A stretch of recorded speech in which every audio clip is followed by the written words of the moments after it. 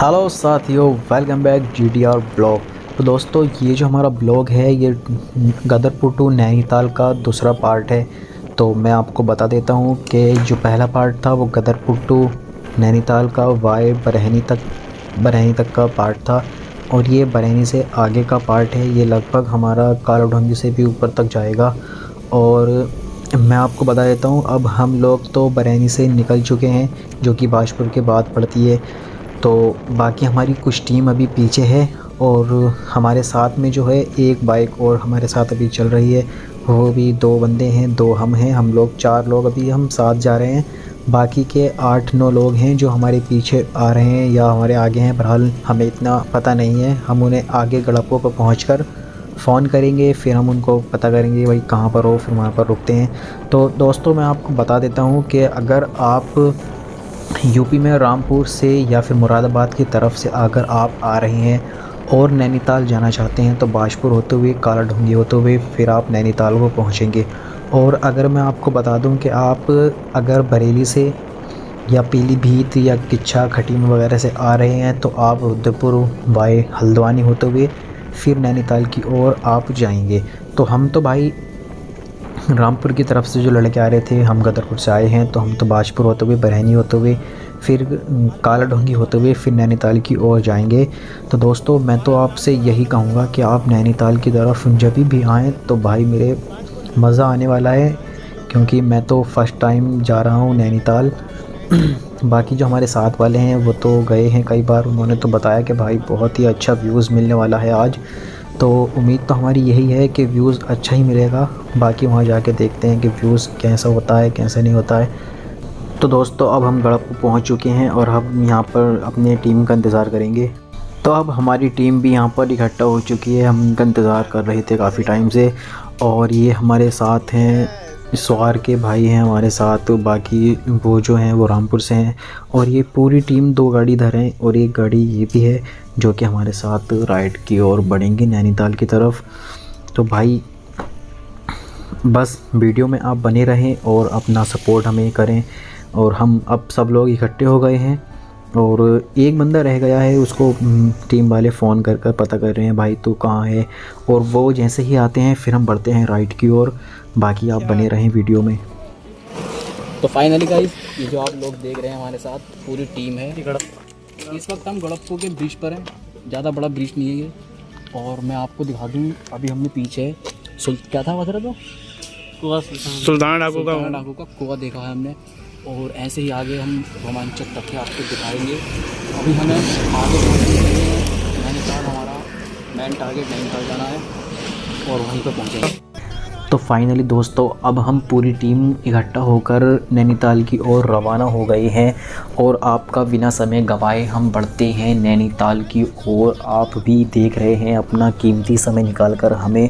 तो आपका मैं दिल से शुक्रिया अदा करूंगा कि भाइयों, आपका बहुत ही सपोर्ट है हमें, जो आपकी वजह से हम नैनीताल की ओर जा रहे हैं। और ऐसा ही प्यार आप बनाए रखें हमारे ब्लॉग में। और दोस्तों, आप देख रहे हो कि इस वक्त हम गड़प्पू से निकल चुके हैं और नए गांव की तरफ बढ़ रहे हैं। नए गांव के बाद फिर कालाढूंगी आएगा, कालाढूंगी के बाद हम पहाड़ में चढ़ेंगे। अभी तो हमारा समतल एरिया है, ये समतल रोड है अभी। और जो पहाड़ी रोड शुरू होगी वो कालाढूंगी के बाद वो पहाड़ी रोड शुरू होगी। भाई बहुत ही भयानक रोड है, यू शेप में, एस शेप में, और टर्न है, बहुत ही गज़ब टर्न है। और ये जो रोड है इसके दोनों तरफ जंगल है और यहाँ पर भी ख़तरा है जानवरों का। यहाँ पर मैंने सुना है कि कई बार हाथी दिखे गए हैं और कई बार नीलगाय वगैरह तो आम है। और बंदर तो, मैं इस बंदर की अगर बात करूँ इस रोड पर, तो बंदर तो काफ़ी देखने को मिलेंगे। अभी पीछे हमने बंदर देखा था और मैं आपको आगे जो दिखेगा तो मैं आपको स्लो में थोड़ा बंदरों को ज़रूर दिखाऊँगा। तो दोस्तों, अब हम थोड़ा तेज़ी के साथ बढ़ते हैं वीडियो की ओर।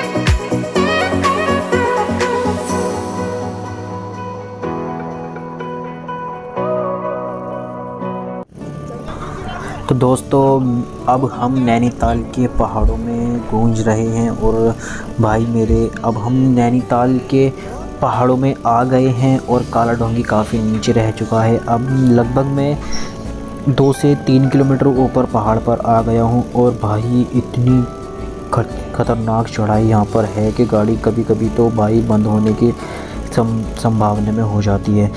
वो जो आगे चल रहे हैं वो भी हमारे साथ हैं, उनका नाम है राज भाई, जो कि सैफ आर ब्लॉग से हैं। उनका चैनल भी है यूट्यूब पर। आप मेरे दोस्तों अगर आप मेरी वीडियो को देख रहे हैं, अगर आपने मेरे चैनल को सब्सक्राइब कर लिया है तो भाई के चैनल को भी ज़रूर सब्सक्राइब करें। उनके चैनल का नाम है सैफ आर ब्लॉग। तो दोस्तों आप ऐसे ही दिलचस्प नज़ारे में हम आपको दिखाते रहेंगे, मगर भाई डर भी कुछ ज़्यादा लग रहा है क्योंकि मेरा फर्स्ट टाइम है जो मैं नैनीताल के लिए आया हूं और राइड भी खुद ही करनी पड़ रही। देखो आप देख रहे हैं यू का मोड़ है, मतलब इतना ख़तरनाक मोड़ है कि भाई कभी कभी तो मेरा भी दिल घबरा जाता है कि ले अब गई गाड़ी नीचे।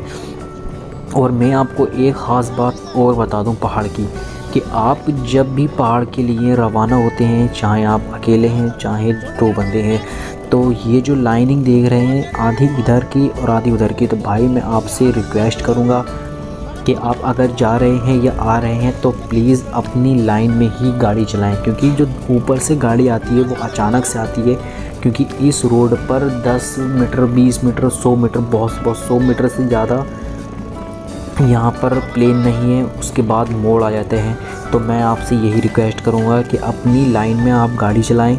और ये जो वाइट पट्टियाँ हैं इस वाइट पट्टी पर गाड़ी आप कभी भी नहीं चलाएं पहाड़ पर अगर आप जा रहे हैं तो, क्योंकि जैसे कि मोड़ है तो इस मोड़ पर ऊपर से गाड़ी अचानक से आ जाती है तो भाई दुर्घटना हो सकती है। तो इसलिए मैं आपसे रिक्वेस्ट करूँगा कि आप जब भी पहाड़ के लिए रवाना हो या पहाड़ पर आएँ या फिर उतरें या फिर चढ़ाई हो, जो भी हो बहरहाल आप अपनी ही लाइन में चलें तो अच्छा होगा।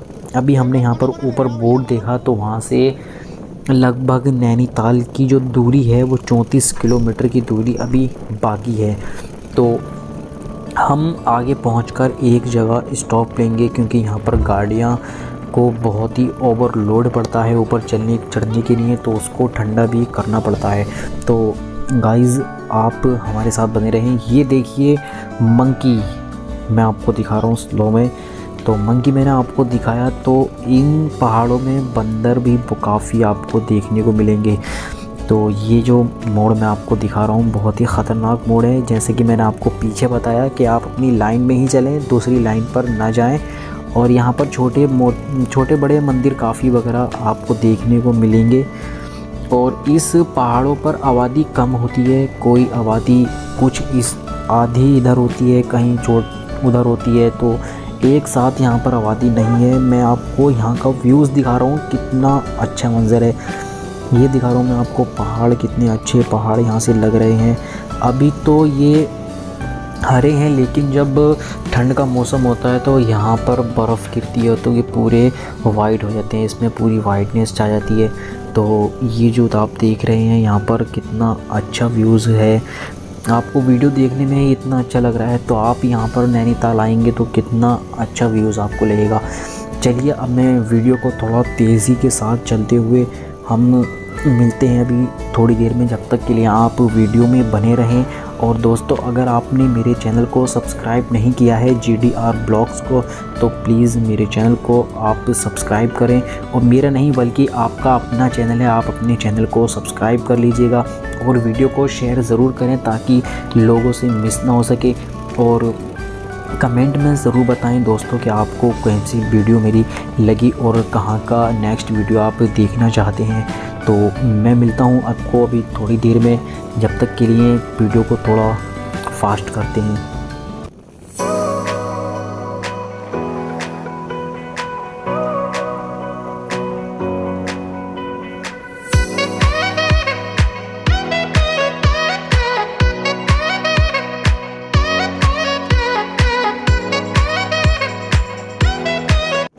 तो दोस्तों अभी हम लगभग 11 किलोमीटर ऊपर आ चुके हैं पहाड़ पर और अभी हमें नैनीताल पहुंचने में लगभग 23 किलोमीटर का भी सफ़र बाकी है। तो आगे हमारे एक कार चल रही है जो कि काफ़ी टाइम से आगे चल रही है। हमारे पास इतना भी मतलब हमें वक्त नहीं मिल पा रहा है कि हम इस कार से पास ले सकें। और मैं आपको दिखा रहा हूँ कि जो रास्ते देख रहे हैं, ये रास्ता यहाँ से टूट गया है, यहाँ से नीचे को मतलब फिसल गया था, जैसे पहाड़ गिरना कहते हैं। तो वही सीन मैंने आज देखा। तो कुछ पहाड़ यहाँ पर नीचे को खिसक गए थे।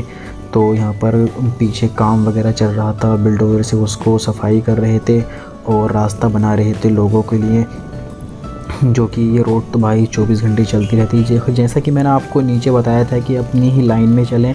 जो आपने अभी वीडियो देखी वो अपनी ही लाइन में आ रहे थे, हम भी यहाँ से अपनी लाइन में जा रहे हैं। तो इसी वजह से हम कार के पीछे पीछे चल रहे हैं, क्योंकि ऊपर से जो भी गाड़ी आएगी वो एकदम से आएगी तो कार वाला वो हैंडल कर लेगा। वो अपनी साइड में चल रहा है, देखो लाइन में वो चल रहे हैं, कार देख सकते हैं आप अपनी लाइन में चल रहे हैं। और वाइट पट्टी के इधर ही आपको चलना है।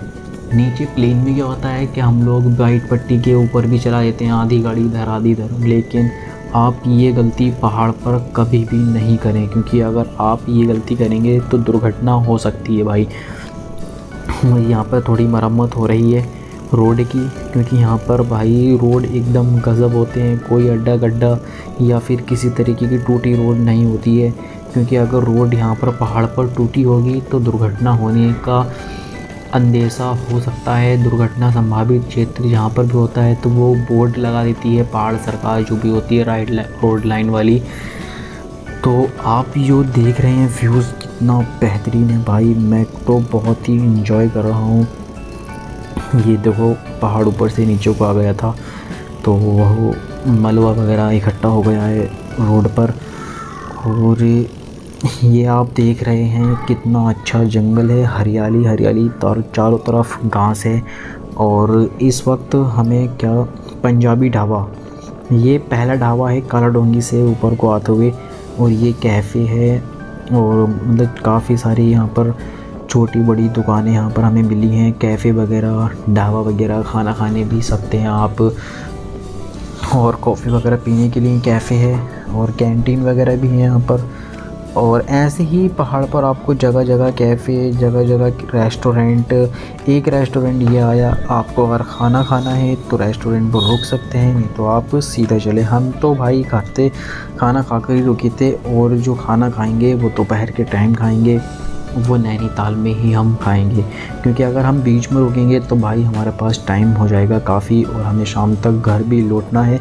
तो इसलिए हम बीच में खाना खाने की भी कोशिश नहीं करेंगे, क्योंकि इतना टाइम भी नहीं हुआ है। अभी टाइम हो रहा है लगभग 11:40 हो रहे हैं, और दिन का में देखो कितना उजाला हो रहा है। अभी हमने पीछे कुछ ऐसा आया था कि पहाड़ से धूप बिल्कुल ही लुप्त हो गई थी। कहीं कहीं पर ऐसा होता है कि धूप ही नहीं होती है, कहीं पर बहुत धूप होती है।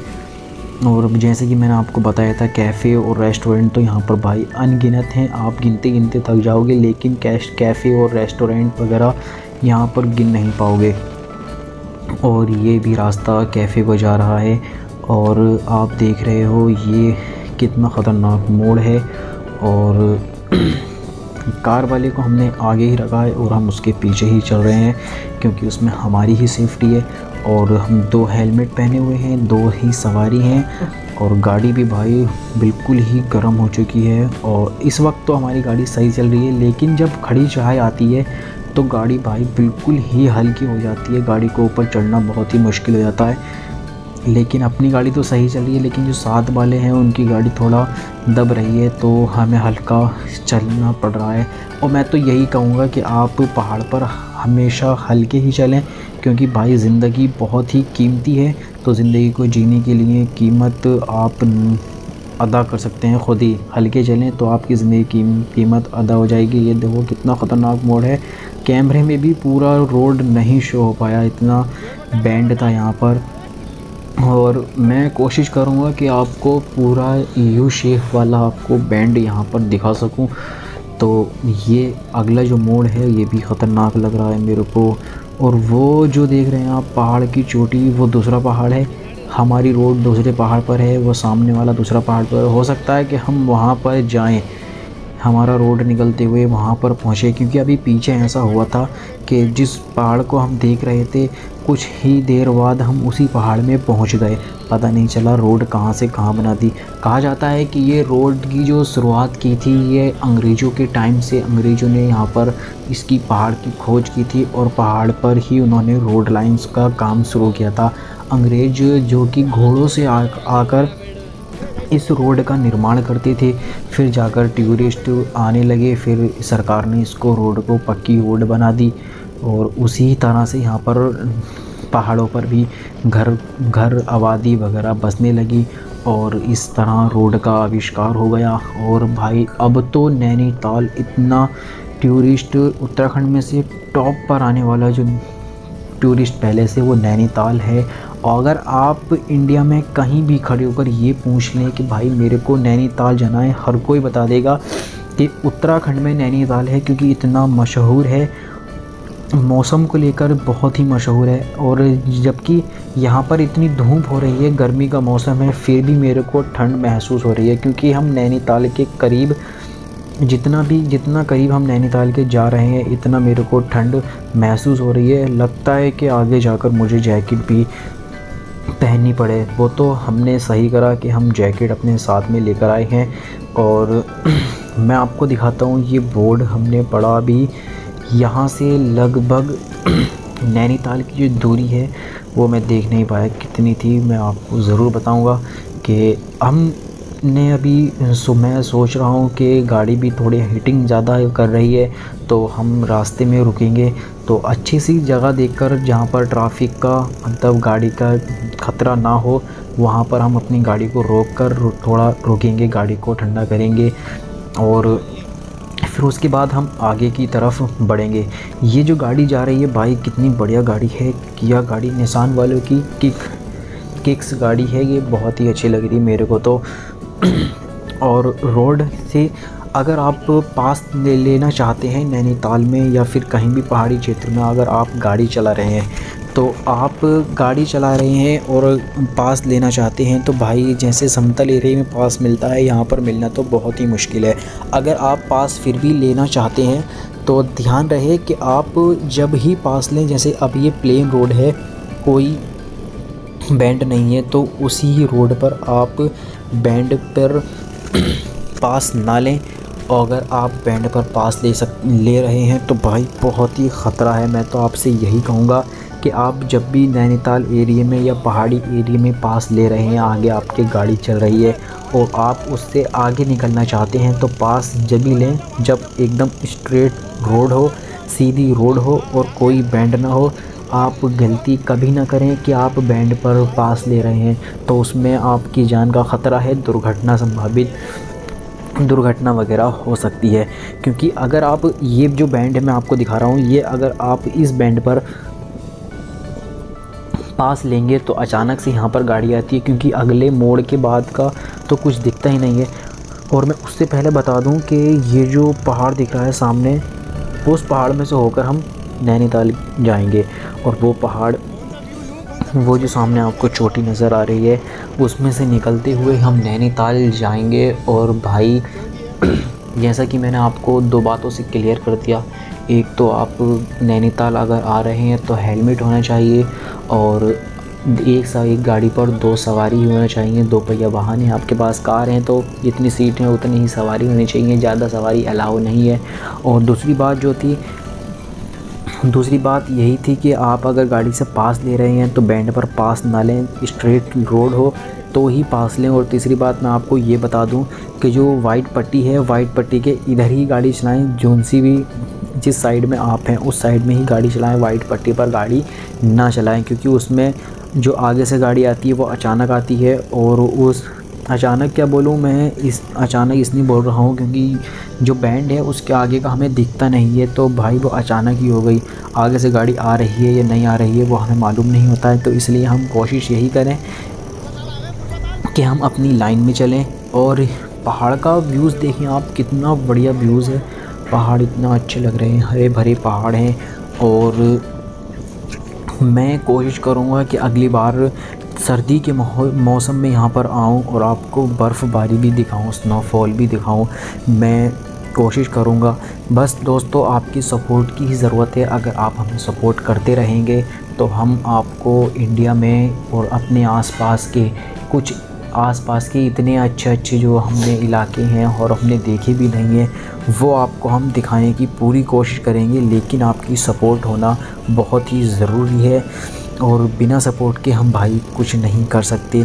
तो प्लीज़ मैं आपसे यही रिक्वेस्ट करूँगा कि आप हमें सपोर्ट ज़रूर करें, क्योंकि आप अच्छे मंज़र अगर देखना चाहते हैं, अच्छे व्यूज़ अगर आप हम देखना चाहते हैं तो आप हमारे GDR ब्लॉग्स को भी सब्सक्राइब ज़रूर कर लीजिएगा और हमारी इस वीडियो को अपने दोस्तों में शेयर करें ताकि आप हमें सपोर्ट कर सकें और हम आपके लिए और अच्छे व्यूज़ हम आपको दिखा सकें।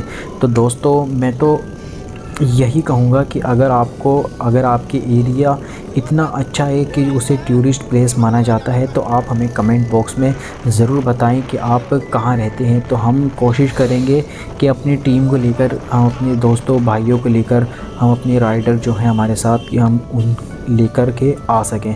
तो दोस्तों हम यहाँ पर थोड़ी देर रुकेंगे क्योंकि गाड़ी को हीटिंग काफ़ी ज़्यादा हो गई है और जो हमारे साथ के थे वो भी हमारे साथ एक ही गाड़ी आई है अभी।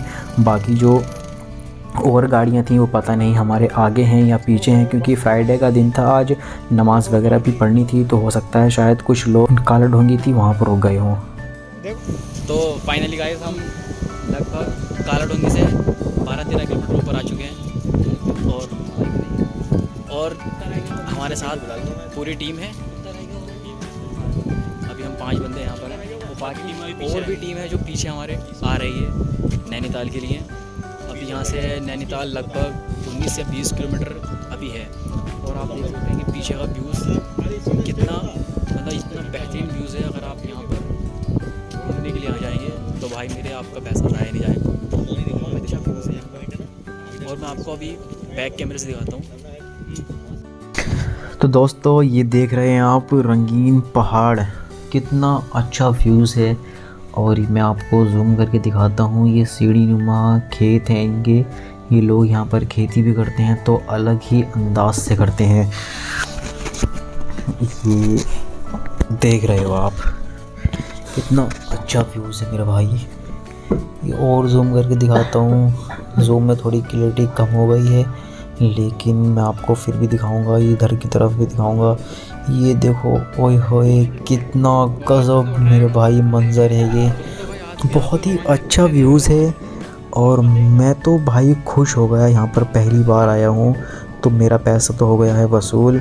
आपसे भी मैं रिक्वेस्ट करूँगा कि आप भी ज़रूर आइए। और वो खड़ी भाई हमारी बाइक V15, अभी तो भाई इसी से काम चला रहे हैं, बाकी जो होगा बाद में देख लेंगे। वो देखो पहाड़ पूरा पत्थर का पहाड़ है। तो दोस्तों वीडियो काफ़ी लंबी हो चुकी है, अब हमारे जो आगे का सफ़र रहेगा वो पार्ट 3 में हम आपको दिखाएंगे। बने रहें आप हमारे साथ।